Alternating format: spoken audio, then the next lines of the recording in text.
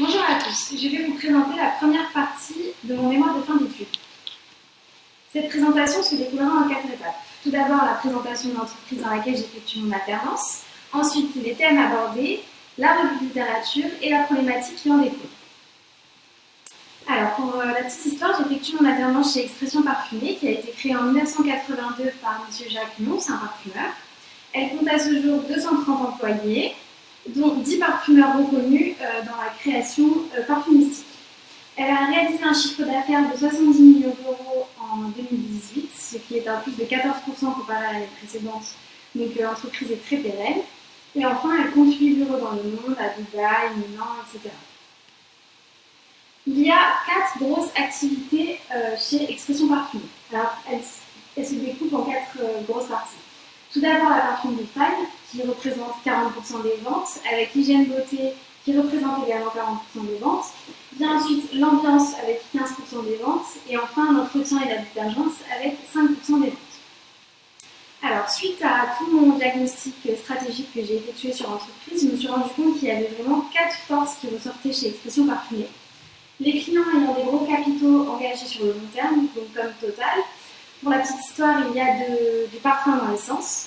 Voilà. Ensuite, des clients plus connus comme Sephora, L'Occitane.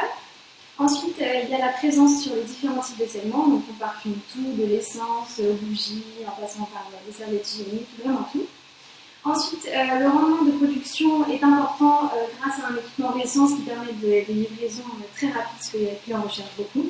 Et enfin, le développement de parfums naturels avec la gamme Natco qui est extrêmement demandée en ce moment, vu qu'on parle beaucoup du naturel. Alors, les thèmes qui seront abordés dans ce mémoire, donc, ce seront les consommateurs et leur comportement d'achat. Donc, il est important de savoir comment agit le consommateur et qu'est-ce qu'il pousse à acheter. Il y aura ensuite l'évolution de la naturalité sur le marché en général, l'incitation des consommateurs par le marketing vert et le greenwashing à consommer mieux, et enfin la cosmétique biologique.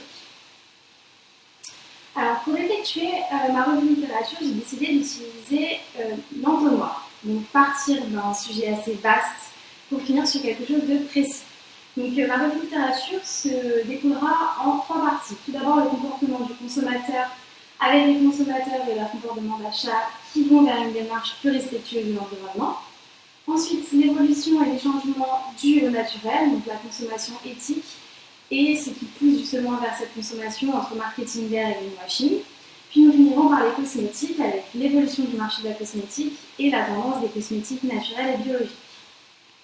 Alors, suite à toute cette revue de littérature, je me suis dit qu'il y avait vraiment une question qui ressortait et à laquelle il fallait répondre, c'est quel comportement les consommateurs adoptent-ils face à la cosmétique biologique.